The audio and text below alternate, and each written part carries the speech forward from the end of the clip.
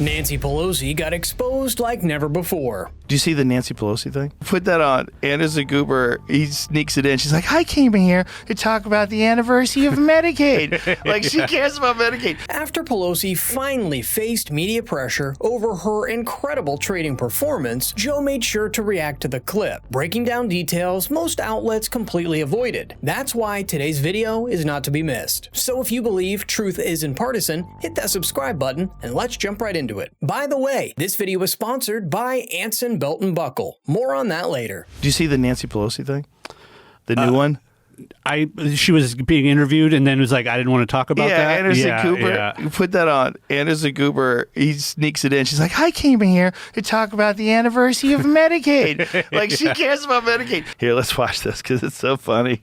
Let me just read what he said. I'm sorry that we had some sort of technical issue. Nancy Pelosi became rich. Why do you have to read that? We're here to talk about the 60th anniversary of Medicaid. That's what I agreed to come to talk about. Yeah, but I wanted what that means in the election. I wanted to give you a chance just to respond. He accused you of insider trading. What's your response to that? That's ridiculous. In fact, I very much support the trading of members of Congress. Not that I think anybody's doing anything wrong. If they are prosecuted and they go to jail.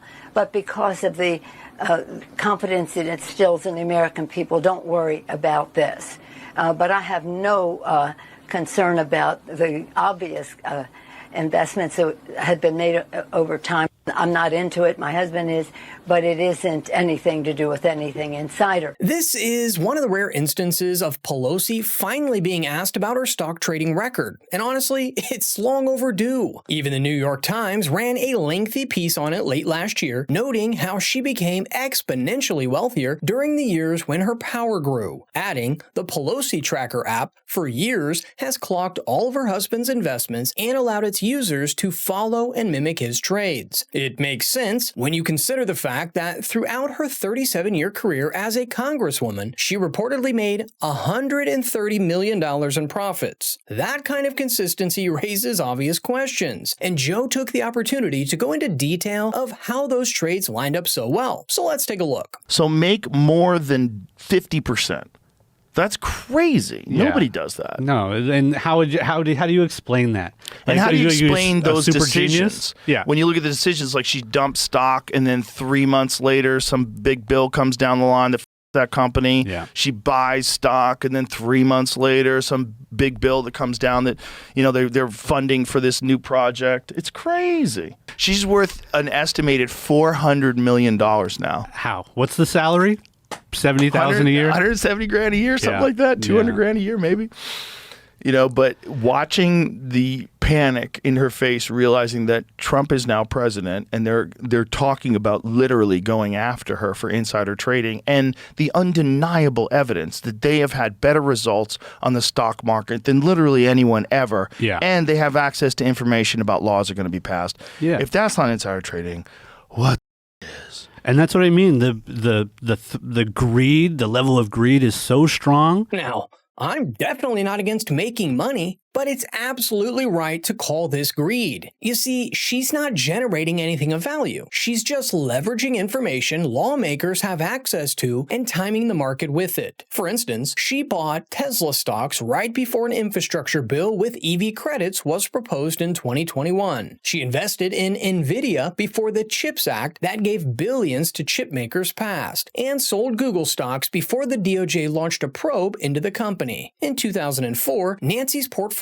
rose by 54%, beating the performance of major hedge funds, in addition to the S&P 500. Joe broke down how this game is played across both sides of the aisle. But before we get into that, we have a quick message from today's sponsor. Are you ready for a belt that doesn't quit? Because that's exactly where Anson Belt & Buckle comes in. It's a family-run business that's been around since 2009, based right here in North Carolina. And they've completely revolutionized the belt game. Instead of those outdated holes that never line up when you need them to, Anson uses a micro-adjustable track system with quarter-inch increments. That means your belt fits exactly how you want it every single time. And once you experience that kind of comfort, you'll never go back. It gets better. Every buckle works with every strap. You can mix and match styles depending on what you're wearing without buying a million belts that end up collecting dust in the closet. One box, endless options. I've been wearing mine constantly, and my wife never stopped complimenting me ever since. If trust matters to you, Anson checks that box too. This is a company that's still proudly family-owned and operated, has earned over 40,000 five-star reviews, and backs their belts with a lifetime guarantee on functionality. And since they're sponsoring today's video, there's an exclusive deal waiting. Click the link in the description or scan the QR code to build a box set, and you'll get 2 bonus pieces free. That's 3 buckles and 3 straps, which gives you 9 different combinations in one box. This deal isn't available anywhere else. So click the link in the description, build your set, and support an all-American run business, along with our independent voice. There's a reason why that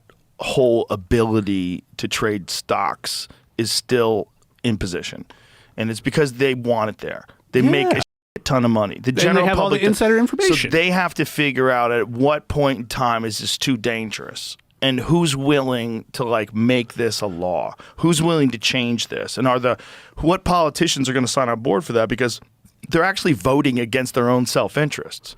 Yeah. Right. If they all decide it's like they're playing chicken. As long as they don't do it, as long as they don't do it, then they can still make a ton of money. But if you look at the numbers, if you look at who's making money on the stock market, it is not all Nancy Pelosi. It is red, blue, red, blue, red, blue. It's pretty much down the middle. Right. And you're hanging out with Harry, the senator from in South Dakota or whatever, and Harry's got a yacht. How'd you get a yacht, Harry? Yeah. Bobby's got his own private jet. How'd you get your own jet, Bob? You're a congressman. What are you doing? Exactly. According to The Atlantic, in 2024, more than 20 members of Congress made almost double the S&P 500 average gain of 24.9%, with the top 5 performers increasing the value of their portfolio by more than 100%. Obviously, that group included both Democrats and Republicans, which explains why nothing ever gets done on congressional stock trading bans. There are exceptions, like Senator Josh Hawley, who pushed for restrictions last year. And guess what? He got pushback from both sides. During another episode on the podcast, Elon Musk explained where people should really look to spot insider trading. And needless to say, he didn't hold back. And just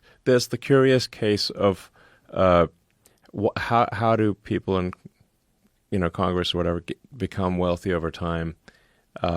Extremely wealthy. Yes. On a $170,000 a year salary. It's literally impossible. Yeah. No one else does that. It's literally impossible. If you find out this guy has a $170,000 a year job, you're like, oh, he's doing okay. He's all right. Yeah. And then you're like, wait a minute, why does he have $50 million? Yes. What is he doing?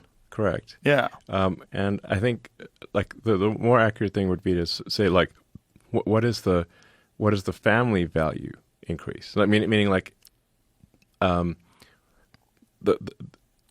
much does their spouse earn? Do they have a mysteriously wealthy spouse? Right. And do they have a spouse that's really good at insider trading? Yeah. Like Paul Pelosi. Really good. Yeah, he's great at trading. He's such a good trader. There's plenty of evidence pointing in this direction beyond Paul Pelosi. One clear example comes from 2023, when there was a risk of a possible national bank crisis since a few regional ones were failing. Back then, an investment account owned by Jared Moskowitz's children sold shares of Seacoast Banking Corp. after he attended a congressional briefing on the matter, and that stock ended up falling nearly 20%. At a certain point, patterns start to matter more than excuses. When trades consistently line up with private briefings and market-moving events, it looks less like a coincidence and more like action taken with information the public doesn't have access to. But let me know in the comments your thoughts on the story. Don't forget to like and subscribe, and remember, keep thinking.